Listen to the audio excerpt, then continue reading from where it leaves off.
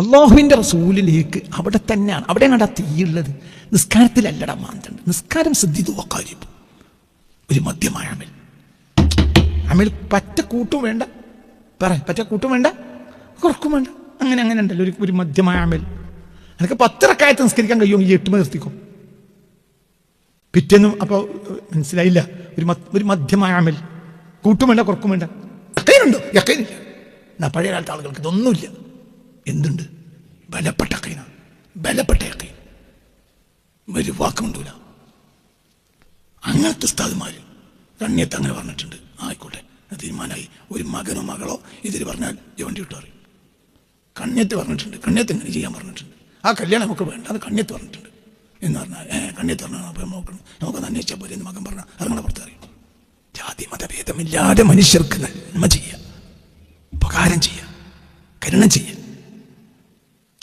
അവരെ കണ്ടവരൊക്കെ നന്നായി, ദൈവവിശ്വാസം ഉണ്ടായി. ഇത്തരം സാലിഹ്യങ്ങളുടെ പരിസരത്ത് ജീവിച്ച അമുസ്ലിങ്ങൾക്ക് വരെ ദൈവവിശ്വാസം ഉണ്ടായി. എന്തുകൊണ്ട്? അത് ദൈവത്തിൻ്റെ ആളുകളാണ് എന്നൊരു വിശ്വാസം ഉണ്ടായി. ഇന്നൊരു മുസ്ലിമിൻ്റെ നിസ്കാരം കണ്ടിട്ട് മറ്റൊന്ന് എന്തുണ്ടാവാനാണ്? ഈ നിസ്കാരം മോശം ഞാൻ പറയുന്നില്ല. പ്രശ്നം എവിടെ കിടക്കുന്നത്? ഉസൂലിയാത്തിൽ ഇന്ന് യാതൊരു കൃത്യതയും മുസ്ലിങ്ങൾക്ക് ഇല്ല. എല്ലാവർക്കും നിസ്കാരമുണ്ട്, എല്ലാവരും വലിയ തങ്ങൾ ഒക്കെ നിസ്കാരം എല്ലാവർക്കും. നോമ്പ് എന്ന് പറയുമ്പോൾ നോമ്പ് റമദാൻ മാസത്തിൽ പോലും, എൻ്റെ കുട്ടിക്കാലത്ത് റമദാൻ മാസത്തിൽ വന്നാൽ ഷാബാനിൽ തുടങ്ങും. ചന്ദ്രൻ മാധവനൊക്കെ പിന്നെ എവിടെയെങ്കിലും സൈഡിൽ ഒരു ചെറിയ എന്താ പറയുക, ഓലത്തടുക്കുകൾ കൊണ്ട് കെട്ടിയിട്ട് മറച്ചിട്ട് ചന്ദ്രനും മാധവനും ഒക്കെ ചായക്കച്ചവടം തുടങ്ങും ഷാബാൻ മാസത്തിൽ.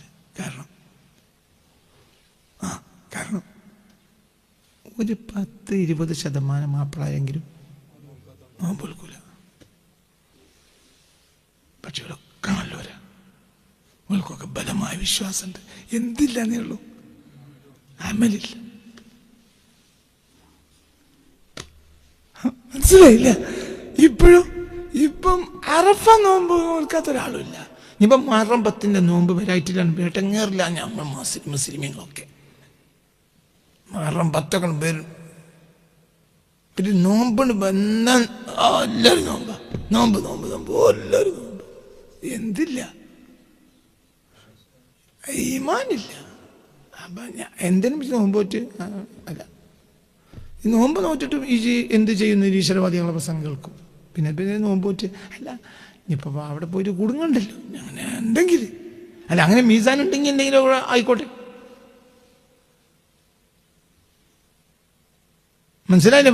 എങ്ങനെ പിന്നെ എന്ത് ചെയ്യാണ്? ജിദ്ദേന്ന് ഷറഫിയെ കൂടി നടക്കുമ്പോൾ എന്തോ ഒരു കുട്ടിൻ്റെ കിൽക്ക്, പിന്നെ ഒരു കുട്ടികൾ ഏതോ അറബി കുട്ടികൾ ഇട്ട് പോയൊരു കിൽക്ക് കണ്ടു. അപ്പോൾ ആ കിൽക്ക് 2 തട്ടം എന്ത് കാലം കൊണ്ട് തട്ടിയപ്പോൾ അതിൻ്റെ ഉള്ളിൽ കിൽക്കുണ്ടെന്ന് മനസ്സിലായി. അപ്പോൾ അത് കൊണ്ടുവന്നു അടുത്ത പിന്നെ പൈപ്പിലവിടെ കൊണ്ട് കഴുകി നേരെ കൊണ്ടുവന്നത് പിന്നെ എൻ്റെ പെട്ടിയിലവിടെ ഇട്ടു. എന്തിനാണ് കിൽക്ക്?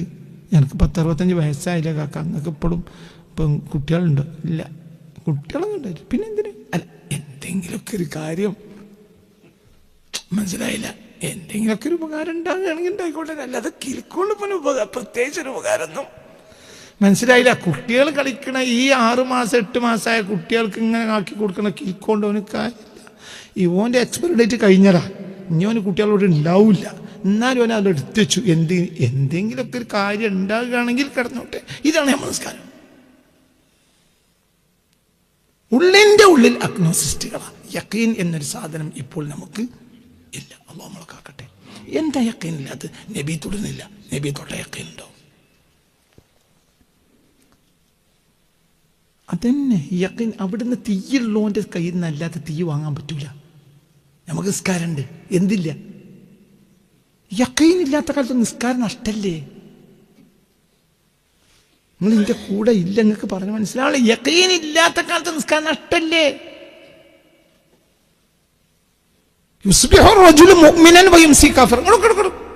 രാവിലെ വിശ്വാസിയായി കൂട്ടത്തിൽ കണ്ടവൻ വൈകുന്നേരം കാഫറിന്റെ കൂട്ടത്തിൽ കാണും. ലോകാവസാനം വരുമ്പോൾ ഒറ്റയടിക്ക് അവർ അങ്ങനെ പോകും.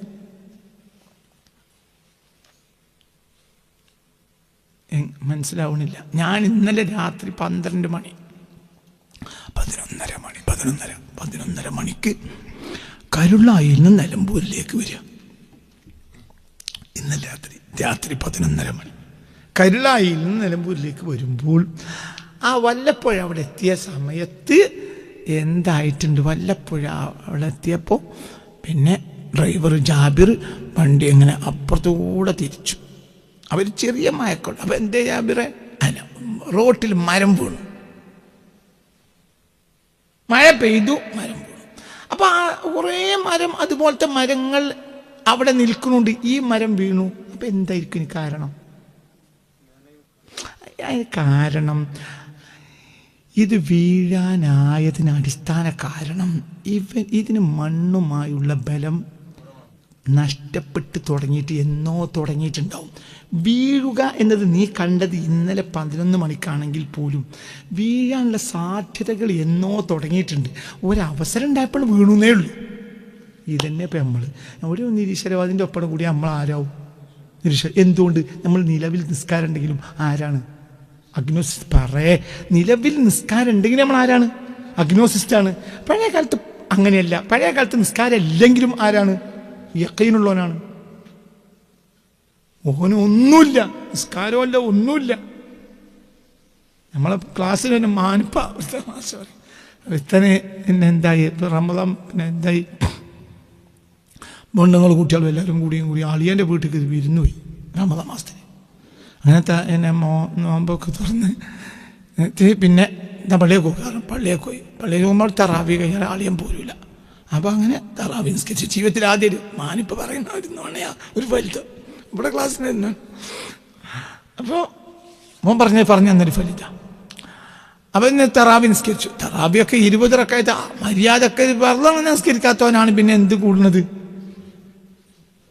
തെറാവി കൂടി. അങ്ങനെ തെറാവിയൊക്കെ കൂടി മകനുണ്ട്, തന്തിയുണ്ട്, ഇവനുണ്ട്, എൻ്റെ മകനുണ്ട്. ആ തെറാവി കഴിഞ്ഞിട്ട് പിന്നെ ഒരു ചായ കൊടുത്തു. അപ്പോൾ ചായ ഒക്കെ കുടിച്ചപ്പോൾ സന്തോഷമായി. അപ്പം മുക്കിരി വിളിച്ചറിഞ്ഞ് അവർ പോകത്തിട്ടോ, ബിത്തർ തുടങ്ങിയിട്ടില്ല, ബിത്തറും കൂടി ഉണ്ട് പറഞ്ഞു. അപ്പോൾ ഇയാൾ മകനോട് പറഞ്ഞ്, എൻ്റെ മോനെ ഉമ്മാൻ്റെ അടുത്തേക്ക് പോയിക്കോ, അന്ന് ഇത്രയും കൂടി ഉണ്ട് എന്നാ പറയുന്നത്. അപ്പൊ ആ തടി കിട്ടിയ ബാപ്പ വരാന്ന് പറഞ്ഞിട്ടുണ്ട്. ഇന്റെ ഒന്നും ഏതായാലും കൂടുങ്ങണ്ട, അഞ്ചു പോയിക്കോ. അതായത് ഓം വിത്തറ് നിൽക്കാലം വരെ നീ വിത്തറും കൂടി ഉണ്ട് എന്ന് കേട്ടപ്പോ ഓം വിചാരിച്ചേ നീ ഇത്രയും കൂടി ഉണ്ട് എന്നാണ്. മനസ്സിലായില്ല? നീ ഇത്രയും കൂടി ഉണ്ടെങ്കിൽ നേരെ പൊളിക്കൂലോ. അപ്പൊ അതാണ് ആ കാലം. പക്ഷെ എന്തുണ്ട്? ഈമാൻ യഖീൻ ഉറപ്പാണ്. അള്ളാഹ്ക്ക് എതിരായ ഒരു വർത്താനം പറഞ്ഞാൽ ആണി അടിച്ചൊരു പൊട്ടി. ഇന്ന് നമ്മളെ മുന്നിൽ ആർക്കും അള്ളാഹ്ക്കെതിരെ പറയാം, ആർക്കും റസൂലിനെതിരെ പറയാം. കാരണം നമുക്ക് നിസ്കാരമുണ്ട്, എന്തില്ല? യഖീനില്ല. യഖീനില്ലാത്ത കാലത്തോളം നിസ്കാരം നഷ്ടം, വെറുതെ നഷ്ടം, നാറ്റം. വബിൽ ആഖിറതി ഹും യൂഖിനൂൻ. അവർക്ക് ഉറപ്പാണ്, ബലപ്പെട്ട ഉറപ്പ്. ആനകുത്തിയൻ മൊഴി. പഴയ കാലത്തെ അമലുണ്ടാവില്ല, എന്തുണ്ടാവും? യഖീനുണ്ടാവും. യഖീനാണ് സൂര്യാത്ത്. മറ്റേത് ഫുറോയാത്തല്ലേടെ ചങ്ങായി നിസ്കാരം. നമുക്ക് സിത്തറല്ലേ? എൻ്റെ റിയൽ എസ്റ്റേറ്റ് കച്ചവടം നടക്കണമെങ്കിൽ നിസ്കാരം ഞാൻ പോകണം. അങ്ങനെ മുഖത്ത് നോക്കിയാൽ തന്നെ പറയും. ഒരു 10 സെൻറ്റ് ഭൂമിയാണ്, 1 സെൻറ്റിന് 1.5 ലക്ഷം. ഇതിനാണെങ്കിൽ വാങ്ങിയത്. പിന്നെ വേറെ ആൾ വന്ന് ചോദിച്ചു, എത്ര വരണം? എനിക്ക് ഒരു 2 രൂപ കിട്ടണം. നമ്മളെന്തെങ്കിലും ഒന്ന് കുറച്ച് തരും. പറ്റില്ല, ഞാൻ 2-ന് ഞാൻ എടുത്തിട്ടേ ഉള്ളൂ. മനസ്സിലായില്ല? അല്ല, എനിക്ക് അതെല്ലാം നടക്കൂല. എന്തെങ്കിലും എൻ്റെ കുട്ടികൾക്ക് 2 കാലെങ്കിലും എനിക്ക് കിട്ടണം. അല്ല, അവസാനം പറഞ്ഞ് 2.20 ഉറപ്പിച്ചു. എന്താ 2? ഒരു സെൻറ്റിമെൻറ്റ് 20,000 അയാൾക്കും കിട്ടണ്ടേ എന്ന് മറ്റവന് മനസ്സിലാക്കി. കാരണം ഞാൻ ഇന്നലെ പോയി അപ്പുറത്തിരുന്ന് ഞാൻ 2-ന് ഇന്നലെ വാങ്ങിയതല്ലേ. എനിക്കൊരു കച്ചവടം നോക്കുമ്പോൾ എന്തെങ്കിലും ചില്ലറ കിട്ടണ്ടേ? ഒരു 20,000 റുപ്യെങ്കിലും. ആയിക്കോട്ടെ, ഞാൻ 2.20. ഇവന് എത്ര ലാഭം? എന്തുകൊണ്ടാണ് അവനെ കിട്ടി? മറ്റവൻ്റെ മുഖത്ത് നോക്കിയപ്പോൾ എന്ത് മനസ്സിലാക്കി? നിസ്കാരത്താമ്പുണ്ട്, താടിയുണ്ട്, നീളം കുപ്പായുണ്ട്. മനസ്സിലായില്ല? അങ്ങനെയാണ് വലിയ നീളം കുപ്പായം, മുട്ടൊക്കെ അങ്ങാടി തുണി അഞ്ഞു പോയാലും അവരത്തൊന്നും ആരും കാണൂല. അതിന് മാത്രം വലിയ കുപ്പായൊക്കെ കൊണ്ടിട്ടുണ്ട്. അതാണ് അപ്പോൾ നീളം കുപ്പായത്തിൻ്റെ ലാഭം. മനസ്സിലായില്ല? നീളം കുപ്പായം നോക്കിയിട്ടാണ് സ്വർഗം എന്ന് വിചാരിക്കണ്ട. നീളം കുപ്പായത്തിന് ആകെ ഒരു ലാഭമേ ഉള്ളൂ. എന്ത് പറയടാ? ആ ജാതി തോന്നിയാസം ചെയ്താൽ അങ്ങാടി ആരെങ്കിലും വന്ന് തുണി അഴിച്ചാണെങ്കിലും എന്തുണ്ടാവില്ല? ആരും കാണൂല. അതൊരു കാര്യം തന്നെ നീളം മുപ്പരം കൊണ്ട്, അല്ലാതെ കാര്യമൊന്നുമില്ല. പറഞ്ഞു മനസ്സിലായോ? ചിന്തിച്ചോ? അപ്പൊ ഈ കാണുന്ന ഹൈഅത്തുകൾ, ഈ രൂപങ്ങൾ കൊണ്ട് അവൻ എന്തുണ്ടായി? ജനങ്ങളിൽ അംഗീകാരം ഉണ്ടായി.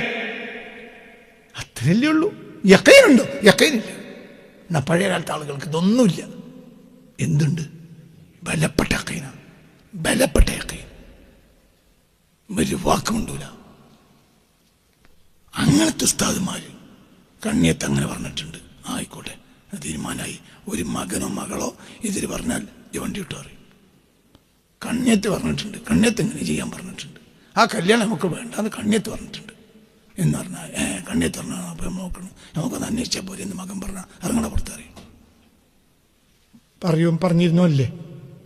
പറഞ്ഞിരുന്നോ അല്ലേ? എന്തുകൊണ്ട്? ഒരു കണ്ണിയത്താണ് വാപ്പ. നിന്റെ വരി ഇറങ്ങണം. എൻ്റെ കുട്ടീനെ കണ്ണിയത്ത് പറ്റൂല നമ്മൾ ഞാൻ കിട്ടിക്കൂല. അത് പാണക്കാട് തങ്ങൾ പൂക്കോയ പാപ്പ പറഞ്ഞിട്ടുണ്ട് അത് ചെയ്യണ്ടാന്ന്. പിന്നെ ഇഞ്ഞേല് വർത്താനം പറഞ്ഞാൽ പെരീന്ന് പുറത്താക്കും. ആ 40-50 വയസ്സായ മകനാണെങ്കിലും ഇറങ്ങളെ പുറത്ത്. എന്തുകൊണ്ട്? അവിടെ മുത്തുനബിൻ്റെ പ്രതിനിധിയാണ് അവിടെ പൂക്കോയ. മുത്തുനബിൻ്റെ പ്രതിനിധിയാണ് അവിടെ കണ്ണിയത്ത്. ഓലെ ജീവിതം മുത്തുനബിക്കാണ്.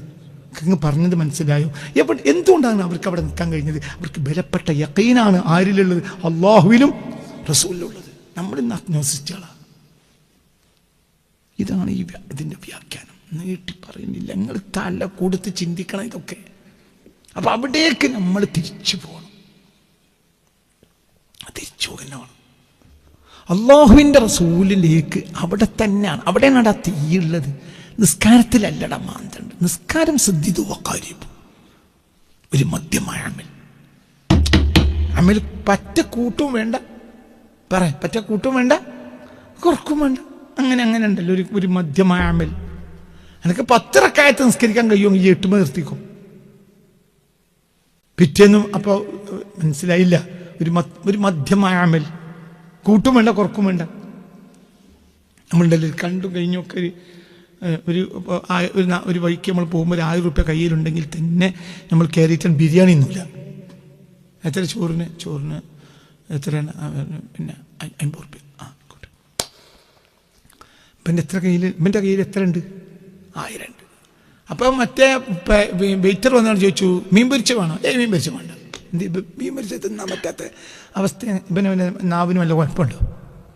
ഒരു മധ്യമായ അവസ്ഥ. എന്ത്? ഇത് പോയി തിരിച്ചെത്തുന്നത് വരെ ഈ 1000 ഇവിടെ ഉണ്ടാകാൻ വേണ്ടിയിട്ടാണോ എന്ത് ചെയ്യണത്? ഈ അഡ്ജസ്റ്റ്. അപ്പൊ തന്നെ 1000 രൂപയ്ക്ക് ബിരിയാണി എന്നാൽ പിന്നെന്താ? അപ്പോൾ ശ്രദ്ധിച്ചു. നിങ്ങൾ നേരെ ചൊവ്വേ ജീവിക്കണം. മനസ്സിലായോ? മനുഷ്യന്മാരോടൊക്കെ മധ്യമായ നല്ല പെരുമാറ്റം പെരുമാറുക. ജാതിയില്ല, മതമില്ല. എല്ലാവരും ജാതി മതം എന്ന കണക്കതിനില്ല. അയൽ വീട്ടിൽ യശോദയാണെങ്കിലും തോമസ് ആണെങ്കിലും കൃഷ്ണനാണെങ്കിലും അവരോടൊക്കെ നിങ്ങൾ മാന്യമായി പെരുമാറണം. എല്ലാവരോടും. മുത്തു മുഹമ്മദ് മുസ്തഫ സല്ലല്ലാഹു അലൈഹി വസല്ലമയുടെ വീട്ടിൽ സർവൻ്റായിരുന്നു ഒരു ജൂതക്കുട്ടി. ആ ജൂതക്കുട്ടിയെ കൊണ്ട് ആ ജൂതന്മാരെ വീട്ടിൽ ഒരുപാട് കാര്യങ്ങൾ നടക്കും. എന്തുകൊണ്ട്? റസൂലുള്ളാഹി എന്ത് കിട്ടിയാലും ആ കുട്ടി കൊടുത്തേക്കും. അപ്പോൾ ആ വീട്ടുകാർ കഴിഞ്ഞിരുന്നത് ഇതുകൊണ്ടാണ്.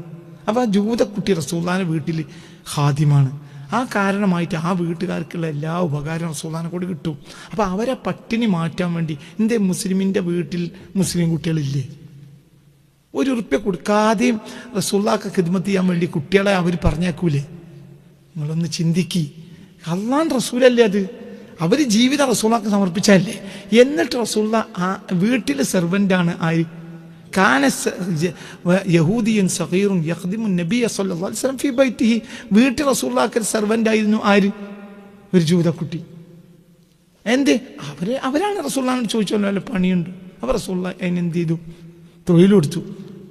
അപ്പോൾ അവർക്ക് അതിനൊരു കാര്യമുണ്ട്. എന്തേ മനസ്സിലുകൊണ്ട് പറഞ്ഞത്? എൻ്റെ സ്വഹാബിയുടെ അപ്പോൾ റസൂലുള്ളാഹിക്ക് നിങ്ങളിപ്പോൾ പോയിക്കോളൂ, ഞാൻ ഉണ്ടെങ്കിൽ പറയട്ടോ എന്ന് അവിടെ പറയാറില്ലേ? അങ്ങനെ എന്ത്? പിന്നെ സിദ്ദീഖെന്ന് പറഞ്ഞു. പിന്നെ ആ ജൂതന്മാരെ പരിയുന്ന ആൾ വന്നിരുന്ന ഒരു പണിയുണ്ടെന്ന് വെച്ചിട്ടുണ്ട്. പണി ഇവിടെ അല്ല ഓല് മുണം കണ്ട നമ്മളെത്ര ആളുണ്ട്. അങ്ങനെ പറഞ്ഞോളൂ എനിക്ക്. ഇന്നിപ്പം വർഗീയവാദികളായ മാപ്പിളാർ പറയും പോലെ, ക്രിസ്ത്യാനി പറയും പോലെ, ഹിന്ദു പറയും പോലെ നമ്മളിന്ന് വർഗീയവാദികൾ അവരെ ആളുകളെ കടയിൽ നിന്ന് സാധനം വാങ്ങുള്ളൂ. പണ്ട് അങ്ങനെയല്ല. പണ്ട് കട നോട്ടല്ല, ആവശ്യം. ഇന്ന് മാപ്പിളാരും ഹിന്ദുക്കളും മുസ്ലിങ്ങളൊക്കെ ചുരുങ്ങി. അതായത് ഇന്ന് ഓരോരുത്തരും സാധനം വാങ്ങാം. പറയും അവനവൻ്റെ ആളുകളുടെ കടയിൽ നിന്നാണ്. ഈ അടുത്ത കാലത്ത് എന്നോട് ഒരാൾ പറഞ്ഞു, ഒരു സംഘം, ഒരു സ്വർണ്ണ കച്ചവടക്കാരൻ പറഞ്ഞു, സ്വർണ്ണമൊക്കെ തിരഞ്ഞെടുത്ത് എല്ലാം ക്ലിയറാക്കി വെച്ചു. അതിനുശേഷം ഒരു കോമൺ ആയ പേരാണ് ആ സ്വർണ്ണക്കടക്ക്. സാധനങ്ങളൊക്കെ ശേഷം ആ ബാക്കിൽ ഒരാൾ വന്നിട്ട് അവരോട് എന്തൊരു സ്വകാര്യം പറഞ്ഞു. അപ്പോൾ ഞങ്ങളിപ്പോൾ വരാട്ടെന്ന് പറഞ്ഞ് സ്വർണ്ണ എടുത്തു വെച്ച ആളുകൾ പിന്നെ പോയി.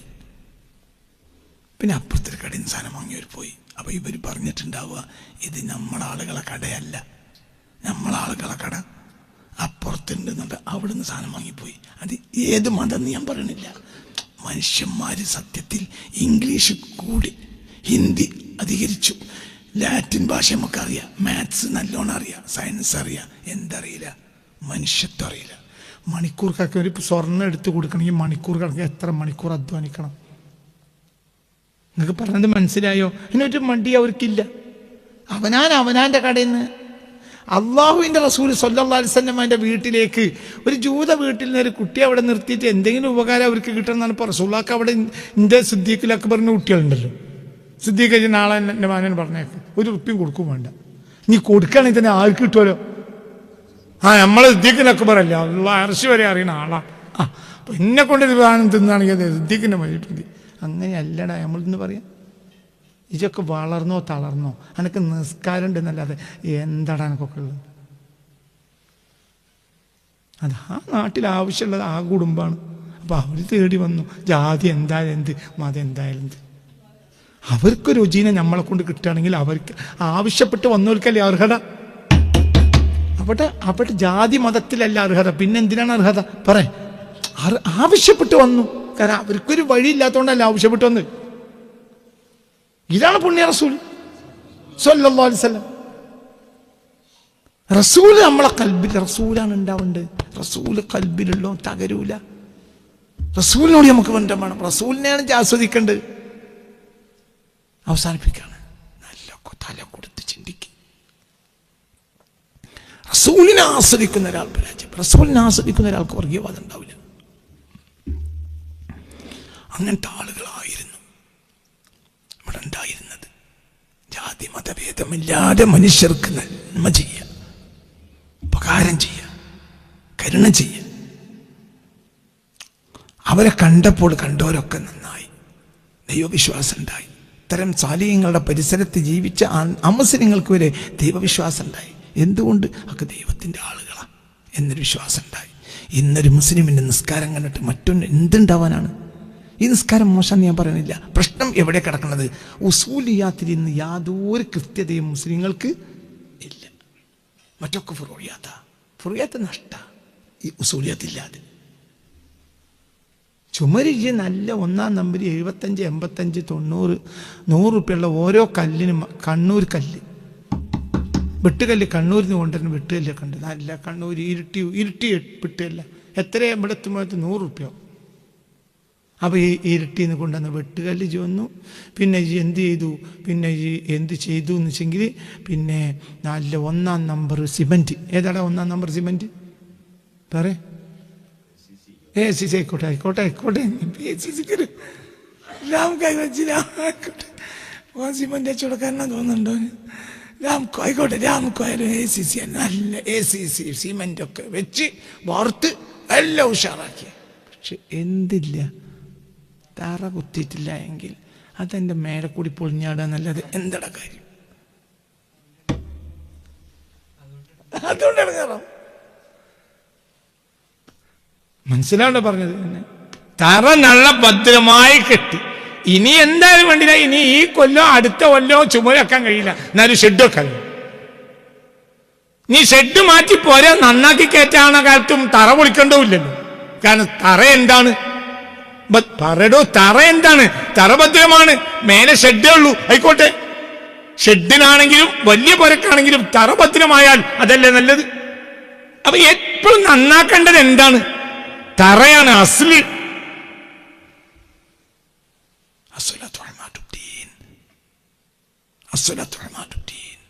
നിസ്കാരം നിന്റെ തൂണാണ്. അപ്പം എന്തല്ല തറയല്ല. എന്ത് പറഞ്ഞ് തൂണ് എവിടെയും കുത്തിക്കൂടെ, മണ്ണിൽ കുത്താലോ. അസ്സലാത്തു ഇമാദുദ്ദീൻ, നിസ്കാരം ദീനിന്റെ തൂണാണ്, അത്രയേ ഉള്ളൂ, തറയല്ല. അപ്പൊ എന്താ അസാസ്, എന്താ അടിത്തറ? അടിത്തറ മുഹമ്മദാണ്, മുഹമ്മദ് മുസ്തഫയാണ്. അതന്നെ തറ. എന്താ റസൂലുള്ളാഹ് ഒരിക്കൽ പറഞ്ഞു, ഒരു സംഘം ആളുകളെ മുന്നിലിരിക്കുന്നുണ്ട്. അപ്പോൾ റസൂലുള്ളാഹ് പറഞ്ഞു, കാന ഇസ്രായേലിയുൻ, ഒരു മുഅ്മിനായ ഇസ്രായേലിയായ ഒരാളുണ്ടായിരുന്നു പണ്ട്. തൻ്റെ പശുവിനെയും കൊണ്ട് അയാൾ ഫീൽഡിലേക്ക് പോയി.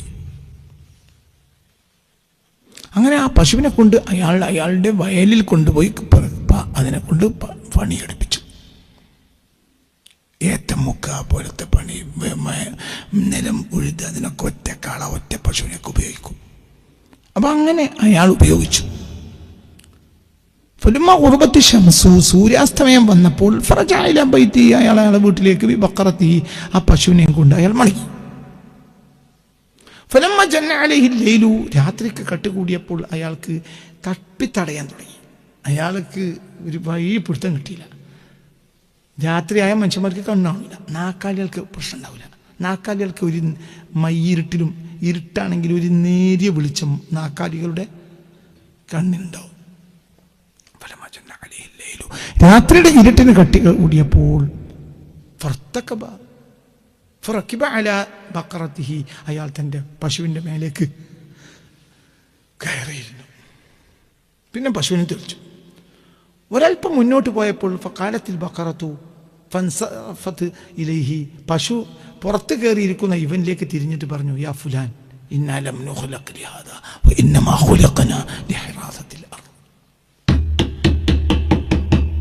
യാ ഫുലാൻ, ഏ മനുഷ്യ, എനിക്ക് എന്ത് പറ്റിയത്? ഇന്നാ ലം നുഖ്ലഖ ലിഹാദാ, നിന്നെ ചുമന്നു കൊടുക്കാൻ കൊണ്ട് നടക്കാനുള്ള ഉത്തരവാദിത്വം ഞങ്ങളെ പടച്ചോനെ ഏൽപ്പിച്ചിട്ടില്ല. വഇന്നമാ ഖുലിഖനാ ലിഹിറാസത്തിൽ അർളി, നിങ്ങളെ കൃഷിയിലും മറ്റുമൊക്കെ സഹായിക്കേണ്ട ബാധ്യതയെ ഞങ്ങളെ ഏൽപ്പിച്ചിട്ടുള്ളൂ. ഞങ്ങൾക്ക് എന്തില്ല? ചുമക്കുക എന്ന ബാധ്യത ഞങ്ങളെ വർഗത്തിനെ ഏൽപ്പിച്ചിട്ടില്ല. വൽ ഖൈല വൽ ബിഗാല വൽ ഹമീറ ലിതർകബൂഹ, അങ്ങനെയല്ലേ? വൽ ഖൈല വൽ ബിഗാല വൽ ഹമീറ ലിതർകബൂഹ, ഒരു കുതിര, കഴുത, കോവർ കഴുത, ഇതിനെയൊക്കെയാണ് എന്തിനേൽപ്പിച്ചത്? ചുമക്കാൻ ഏൽപ്പിച്ചത്. നിങ്ങളെ മറ്റു കാര്യങ്ങളിൽ സഹകരിക്കുക, പാല് തരിക, മണ്ണിൽ അധ്വാനിക്കുമ്പോൾ നിങ്ങളൊപ്പം കൂടിത്തരിക, അത്രയ്ക്ക് ഞങ്ങൾ ഏൽപ്പിച്ചിട്ടുള്ളൂ. നിങ്ങളെ വഹിക്കാൻ ഏൽപ്പിച്ചിട്ടേ ഇല്ല എന്ന് ഈ പശു ഇയാളെ പുറത്തിരിക്കുന്ന മനുഷ്യനിലേക്ക് തിരിഞ്ഞുകൊണ്ട് പറഞ്ഞു. എന്നാര് പറഞ്ഞു? ബുഖാരിയിലും മുസ്ലിമിലൊക്കെ ഹദീസ് കാണാം. അപ്പൊ ആ പശുവിന്റെ പുറത്തുനിന്ന് ഇയാൾ ഇറങ്ങുകയും ചെയ്തു. പിന്നെ ഒപ്പം തട്ടിത്തടഞ്ഞ് നടന്നു. فكان في مؤخر الصف ناس نافقوا بالإيمان, ഈമാൻ കൊണ്ട് മുനാഫിഖായ, ഈമാൻ ഇല്ലാതെ കപടവിശ്വം നടിച്ച് നടന്നിരുന്ന കുറേ ആളുകൾ ആ സൊഫിൻ്റെ ബാക്കിലുണ്ടായിരുന്നു. അതായത് ആ സദസ്സിൻ്റെ ബാക്കിൽ കുറച്ച് ആളുകൾ ഉണ്ടായിരുന്നു. അവർ തനാളറു, പരസ്പരം നോക്കുകയും തലാഹക്കു, ചിരിക്കുകയും ചെയ്യാൻ തുടങ്ങി. ഫഖാലു സിർറൻ, അവർ മെല്ലെ പറഞ്ഞു, ബഖറത്തുൻ തതകല്ലം, പറഞ്ഞപ്പോൾ പശു എന്ന് പറഞ്ഞു എന്നപ്പോൾ പറയുന്നത്. ഇയാൾക്കൊരു ലൈസൻസും ഇല്ല. ഇവരാരാ? മുനാഫിക്കുകൾ. ബാക്കിലിരിക്കുന്ന മുനാഫിക്കുകൾ ഇത് കേട്ട് എന്ത് പറയാൻ തുടങ്ങി? എന്താ പറയുന്നത്? പറഞ്ഞപ്പോ ഈ മനുഷ്യൻ എന്തുവരെ പറഞ്ഞു? ബഖറത്തുൻ തതകല്ലം, പശു സംസാരിച്ചു ഉത്തരേ. അപ്പൊ ഇയാൾ പറയുന്നത്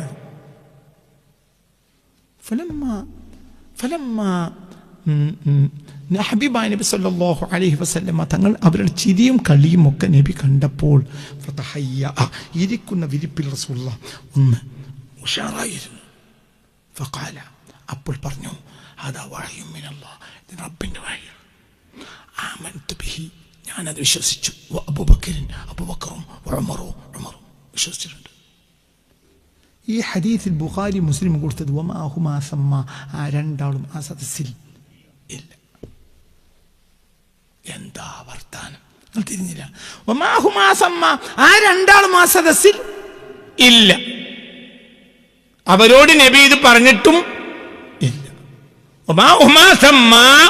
ആ മജ്ലിസിൽ ഈ രണ്ടാളുമില്ല. പക്ഷെ നബി എന്ത് പറഞ്ഞു? ആമൻതു ബിഹി വഹ്യുൻ നസല ബിഹി ജിബ്രീൽ.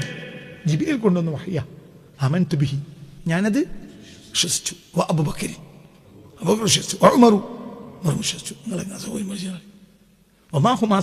ആ രണ്ടാളും ആ സദസ്സിൽ ഇല്ല. എൻ്റെ അർത്ഥം എന്താ?